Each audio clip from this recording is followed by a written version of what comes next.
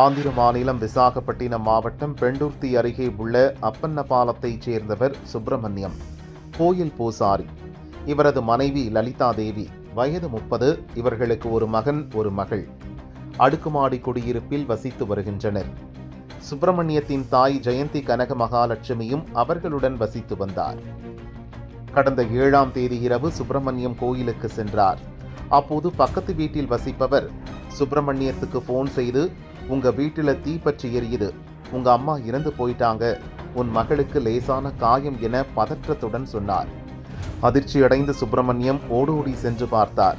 பெற்ற தாய் கருகி கிடந்ததை பார்த்து கதறி அழுதார். போலீசார் வந்து லலிதா தேவியிடம் விசாரித்தனர்.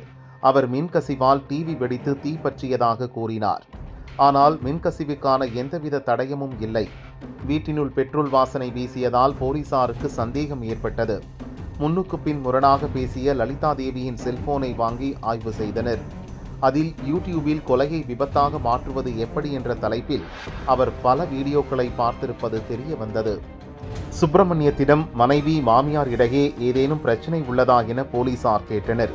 இருவருக்கும் அடிக்கடி சண்டை வரும் என்றார். இதனையடுத்து போலீசார் லலிதா தேவியிடம் துருவி விசாரித்தனர். கடைசியில் மாமியாரை தானே கொலை செய்ததாக ஒப்புதல் வாக்குமூலம் அளித்தார். அவர் கூறியதாவது, என்னை மாமியார் அடிக்கடி தகாத வார்த்தைகளால் பேசி அவமானப்படுத்தி வந்தார். அதை பொறுத்து கொள்ள முடியாமல் அவரை தீர்த்து கட்ட முடிவெடுத்தேன்.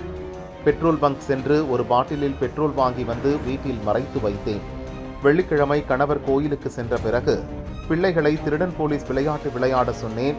பிள்ளைகள் மூலமாக மாமியாரையும் விளையாட்டில் சேர வைத்தேன். மாமியாரை சாய்வு நாற்காலியில் அமர வைத்து துணியால் கண்களை கட்டினேன்.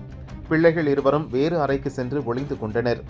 கண்களில் துணியை கட்டியதும் எழுந்திருக்க விடாமல் மாமியாரின் கை கால்களை கயிறால் கட்டினேன். உடனே மாமியார் எதுவும் செய்து விடாதே என கெஞ்சினார். அந்த நேரத்தில் சமையல் அறையில் மறைத்து வைத்திருந்த பெட்ரோலை எடுத்து வந்து மாமியார் மீது ஊற்றி தீ வைத்தேன். சில நொடிகளில் உடல் முழுதும் தீ பரவியது. மாமியாரின் அலறல் சத்தம் கேட்டு அறையில் ஒளிந்து கொண்டிருந்த பிள்ளைகள் வெளியே ஓடி வந்தனர். அப்போது என் மகளின் மீதும் தீ பற்றி காயம் ஏற்பட்டது. உடனே யாருக்கும் சந்தேகம் ஏற்படாதபடி டிவி வெடித்து தீ பற்றியதாக கத்தி கூச்சலிட்டவாறு பிள்ளைகளை அழைத்து கொண்டு வீட்டை விட்டு வெளியே வந்தேன். பக்கத்து குடியிருப்புகளுக்கு சென்று தீயை அணைத்து மாமியாரை காப்பாற்றும்படி கெஞ்சினேன். இதனால் யாருக்கும் என்மேல் சந்தேகம் ஏற்படவில்லை. அக்கம்பக்கத்தினர் வீட்டிற்குள் சென்று பார்த்தபோது மாமியார் உடல் முழுவதும் கருகி இறந்திருந்தார் என லலிதா தேவி வாக்குமூலம் அளித்தார். இதையடுத்து போலீசார் லலிதா தேவியை கைது செய்து சிறையில் அடைத்தனர். அடுக்குமாடி குடியிருப்பில் வைத்து மாமியாரை மருமகள் பெட்ரோல் ஊற்றி எரித்து கொலை செய்த சம்பவம் ஆந்திராவில் பெரும் பரபரப்பை ஏற்படுத்தியது.